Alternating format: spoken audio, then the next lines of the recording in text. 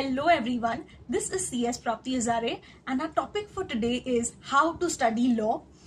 The purpose I have chosen this topic is because ये एक बहुत common question होता है कि law को कैसे पढ़े, and the reason why law becomes difficult or I would say unique from the other subjects is because law जैसा subject हमने पहले कभी भी पढ़ा नहीं होता है, उसको understand करने की, उसको पढ़ने की एक different style है.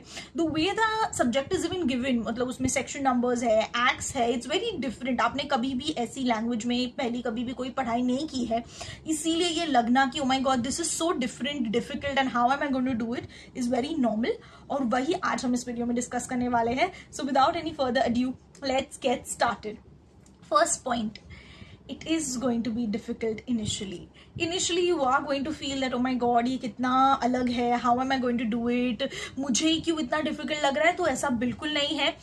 बहुत हर एक स्टूडेंट जो लॉ पढ़ता है स्टार्टिंग में उस फेज से जाता है कि ओ माय गॉड ये कैसे होगा, because legal language is so different and it is different because आपने इससे पहले कभी वो चीज पढ़ी नहीं है. So it is absolutely normal to feel that way. थोड़ा टाइम दो, things will come back on track. You know वो ये जवानी है दीवानी में बोलती है ना कि थोड़ा सा टाइम दो बनी, सब ठीक हो जाएगा. तो वैसे ही थोड़ा सा टाइम दो, you will get use to legal language. और एक पॉइंट के बाद आपको लगेगा कि ओ माय गॉड मैं क्यों इससे इतना डरती थी यार, या डरता था, बहुत नॉर्मल सी बात है. So you will get use to it. So give it some time. और उसके लिए उस टाइम में आपको क्या करना है, लॉ को अपना दोस्त बनाने के लिए. बिकॉज देखो हम CS स्टूडेंट्स है एंड CS होने के नाते it's our duty that law should be our best friend. कोई भी लॉ हो, you need to be able to read it, understand it, interpret it, and that's why making law your best friend is very very important. तो वही हमें करना है, इसलिए law से डर या दुश्मनी हम नहीं ले सकते. That's why it's very important that you understand how to study law. Second point, don't mug but understand. Please don't mug law. Law is not something to रट्टा करना है, रट्टेबाजी, रट्टा मार नहीं है. You have to understand law and I always emphasize on this that please understand law. Please don't mug law. Law को रटने से कुछ नहीं होने वाला है. पहले तो आप उसको रट ही नहीं सकते. It's not a subject which is to be learned और by heart करना है. ऐसा सब्जेक्ट ही नहीं है वो, तो वो होगा ही नहीं आपसे. और अगर आप करने भी बैठो तो आप अपना टाइम वेस्ट करोगे और कुछ समझेगा भी नहीं and you will be extremely frustrated by the end of the day. तो वो हमें मिस्टेक नहीं करनी है. We are going to understand law. We are not going to mug it. Third point, please make use of highlighters, pencils. जब कभी भी आप लॉ पढ़ रहे हो, अगर आप स्टार्टिंग से ही उसका इस्तेमाल कर रहे हो, so it's not a big deal, you will be used to it. लेकिन if you're a student like me जो पहले से इन चीज़ों का इस्तेमाल नहीं करती थी, like up till 12th standard मैं इतना हाईलाइटर्स, पेंसिल, मार्किंग इतना नहीं करती थी. ऑब्वियसली मार्किंग्स रहते थे लेकिन इतना हाईलाइटर्स का इस्तेमाल नहीं होता था.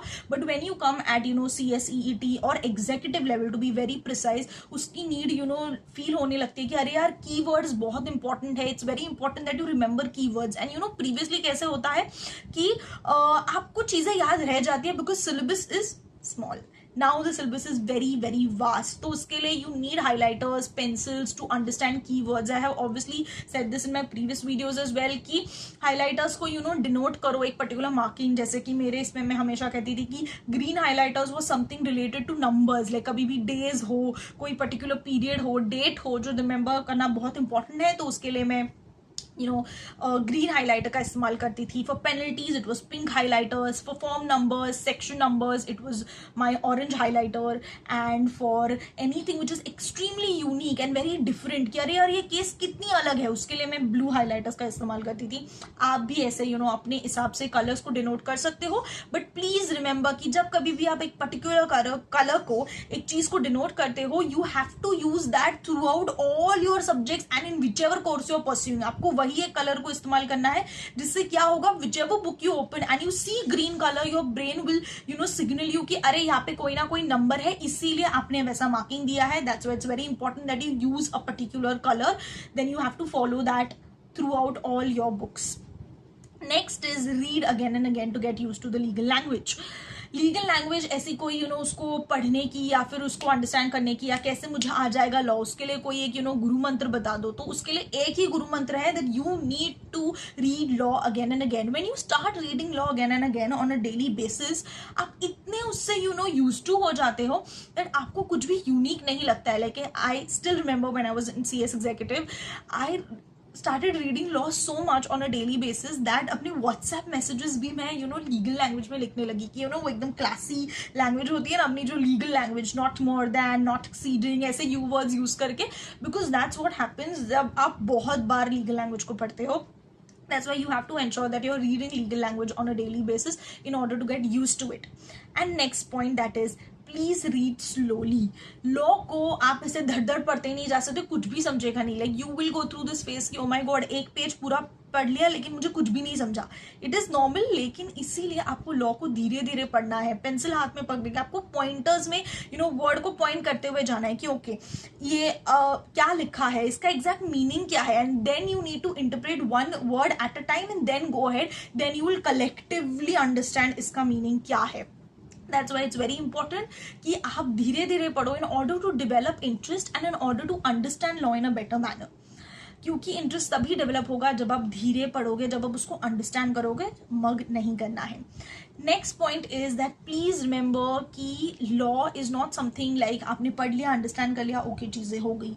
You need to apply it. आपकी जो सारी एग्जाम्स है they application based, that's why you need to apply law in your exams. And उसके लिए एक ही सोल्यूशन है, that you need to solve past exam papers. Scanners को यूज करना है, past exam papers, guideline answers को भी आप यूज कर सकते हो. तभी आपको समझेगा कि क्या आपको लॉ समझ में आ रहा है और क्या आप उसको अप्लाई कर रहे हो. क्योंकि अंडरस्टैंड करना एक पॉइंट है और उसको अप्लाई करना दूसरा पॉइंट है, और हमें दोनों चीजें आनी चाहिए in order to clear the exams.